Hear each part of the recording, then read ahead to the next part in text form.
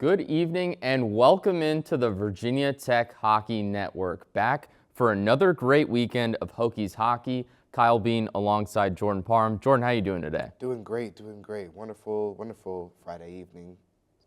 So Virginia Tech looking to take on UNC Charlotte in this weekend's two matchups. A team that has struggled a little bit early in the season. They've already allowed 15 goals in their 3 games so far. Well, if you're the 49ers, you definitely want to play more of like a zone defense. You know, you want to scatter your players out more evenly. You want to just watch the puck more. You know, play close attention, especially to Cam Kazai and Gavin Peduzzi, who make up 11 points. That's more than half of Virginia Tech's points for this season. They're definitely going to be the forces to reckon with, the top shooters on the team. You definitely want to watch out because their shots are definitely going to be well planned and well placed. If you're Charlotte, you want to more play the body. Don't play the puck as much because the puck could change directions in a heartbeat. Play the body because that takes the person out of the play. They could fall, they could get pushed out of play for any reason. Puck could go across the blue line and you have to reset, go back in, and you got some time to play with the offense or play with their defense essentially while you rotate on offense. To be honest, Virginia Tech just kind of has nothing to really worry about for this game, except for you can't get sloppy on defense. You got to still put up points on offense. I know the first home game we saw Virginia Tech screen their own goalie on accident. It's little mistakes like that can really cost you a game, especially when you're up and you're ahead. The last game Charlotte had, they went 5-5 until their opposer went and shot and scored 6, and that cost them the win. If you're doing something like that, that's costly, that's detrimental to your play. Of course, you're never going to come out on top. 5 goals and 15 goals in 3 games, about 5 goals a game. You're not looking at, your numbers statistically aren't showing that your goaltending or your defense is where it wants to be. If I'm the goalie for Charlotte, or if I'm the coach or the goalie coach for Charlotte, I'm going to look at, hey, what are you not seeing on this play? Is the puck, coming at you in different directions? Is your defense not, throwing is your defense not body blocking on on your blind side? Is your back door open? Do you have one guy standing in the kitchen, as we like to say, with their stick open and just getting ready to just dump it into the corner on your blind side? What's really going on with this?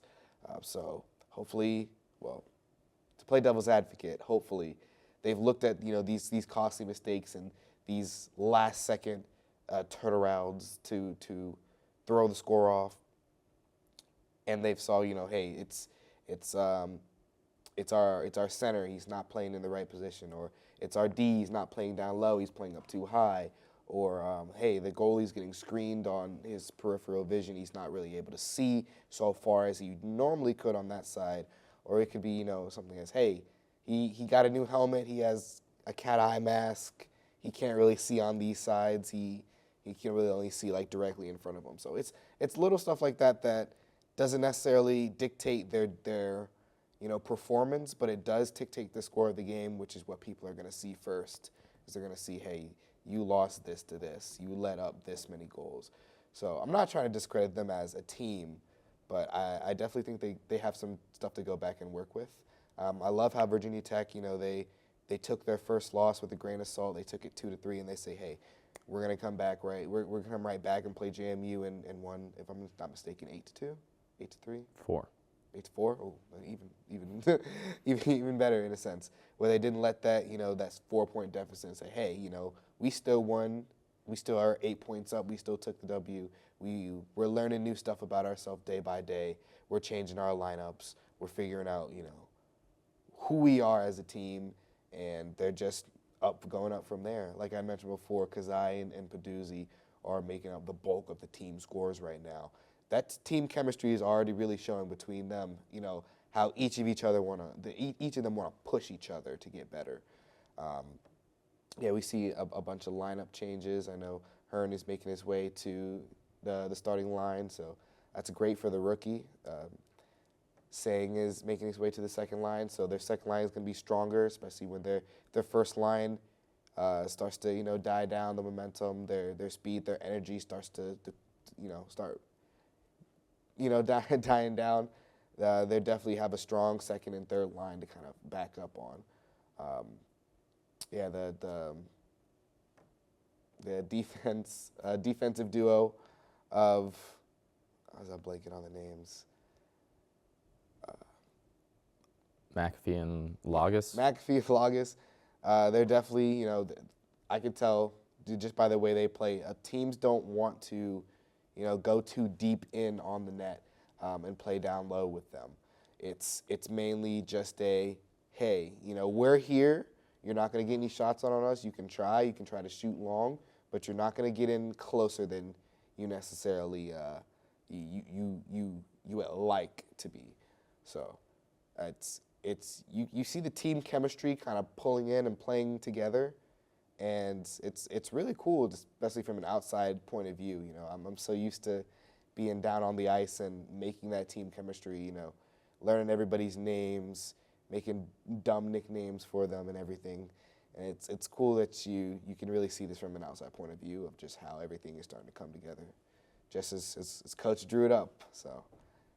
So with those line changes that you mentioned, Hearn coming to the first line and then you and Andrew moving back to the second line, how can you see that impacting the game tonight?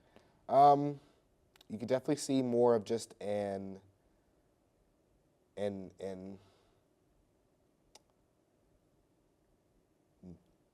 that's a good question. This stumped me.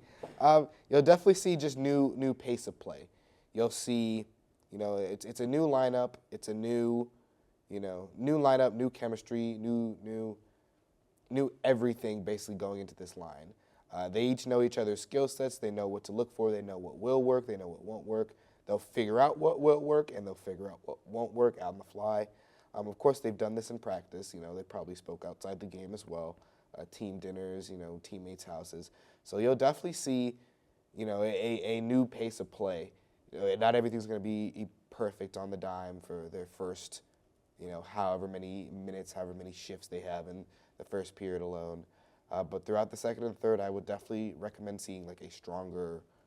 They're going to be their bond and their knowledge of each other, where they're going to be, is way stronger than, what they would do as opposed to practice or last week. They're actually playing, hockey pace of play. They're going to know what they're looking for. They're going to see. And I think doing this against a team as Charlotte, where they can just, make a costly mistake, take a shot, and it probably might, float into the net. So I definitely want to see this play out. Well, Gavin Peduzzi and Cam Kazai have been phenomenal as a duo so far this season. Already 11 points combined between the two. Can you talk about just this duo and how good they've been? Now they're the dynamic duo of VT hockey right now. I love to see them play. Kind of reminds me of Ovechkin and Backstrom. I was a big Caps fan growing up, so of course, it's so vivid in my memory just to see Backstrom just always just pass to Ovechkin. They just know where each other are on the ice, especially in their offensive crease.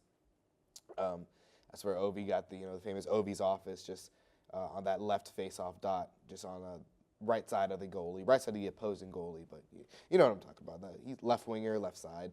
But yeah, it's fun to just see them play. It's fun to see who's gonna take that shot, who's gonna set who up for success, who's gonna get that dime pass, who's gonna collect another assist, who's gonna collect another goal. 11 points for how short they've been playing this season together is phenomenal. You don't even necessarily see that all the time in the NHL. Lines are being changed all the time. You got people cycling the puck around more. So it's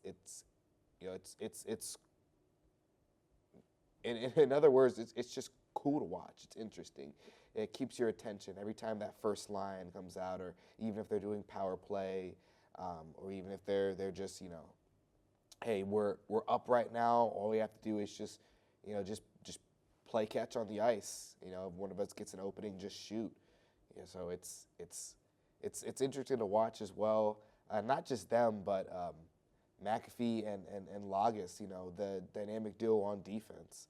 It's one thing to see a wing pair, just play good. It's another thing to see a defensive pair play equally as good on the ice. That's equally as interesting to watch if you're at home. You just see these two giant forces, to be reckoned with. They're just cycling the puck. They're controlling everything on defense. They're going to just be like, hey, if I got this puck here, you go up and I'll get you on the pass. I'll hit you before the blue line, and then we can get a good easy change, or even we can get a quick shot off, right?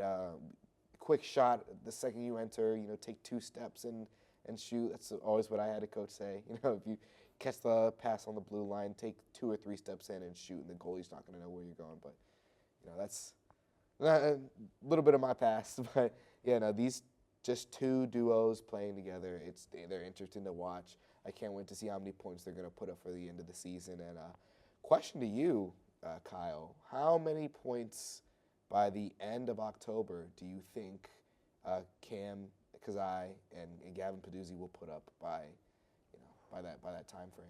End of October, 2 guys. They've already got 11 through 3 games. A full month left to go. I think we could probably see maybe a 30, 35, I think is my number. These 2 guys have just been so great together. And, 11 points already in 2 games, and we haven't even started October. I think I'm going about 35. I do think at some point, maybe you cool off for a few games, but generally speaking, I think these 2 are going to hold up pretty well over that October stretch. Okay, yeah. I think my guess would have been I was going to say 25, but then, I don't know, me and 5 numbers, I always go either 2 up or 2 down. So I'm going to say 23, 24 is my median by the end of October. And, this is one thing I hope I'm wrong at. I would love to see them get 30, even 40, 50s. You got to be playing every games every other day, the NHL. But 30 to 40, I think they can land in that range. 23, I'm going to stick with that sweet spot number for me because it just sounds right for some reason. But yeah, no, it's definitely, the season's just beginning. We got a doubleheader today and tomorrow, so I can definitely foresee that duo at least putting up, at least 1 point, 1 assist, or 1 goal, 1 assist from that time frame. So. Well, we've got a great one here for you tonight. First game of the 2-game series between the 49ers and the Hokies. Make sure you tune in for Puck Drop with Chris and Jordan coming up next.